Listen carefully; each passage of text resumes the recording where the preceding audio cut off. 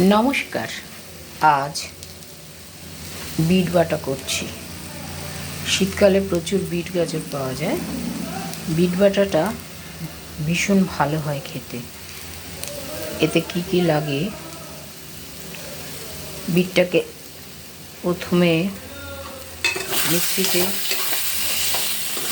ছোট ছোট টুকরো করে কেটে মিক্সিতে বিট,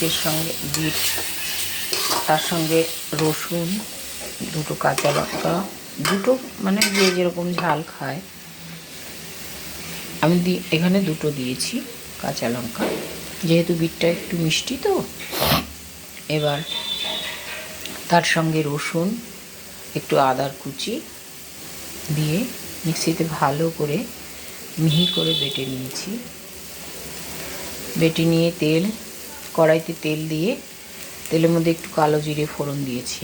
কালো জিরে ফোড়ন দিলে গন্ধটা ভীষণ ভালো হয়, খেতেও দুর্দান্ত লাগে। কালো জিরের একটা সুন্দর স্মেল আছে, তার সঙ্গে বিটের গন্ধটা মিশে গিয়ে দুর্দান্ত খেতে হয় গরম ভাতের সঙ্গে।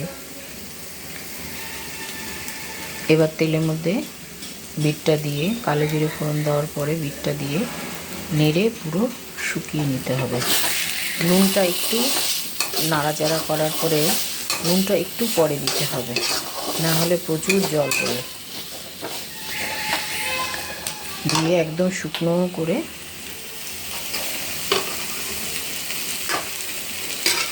নামিয়ে নিয়ে গরম ভাতের সঙ্গে খেলে খুব সুন্দর লাগে। একদম করে খেয়ে দেখবে।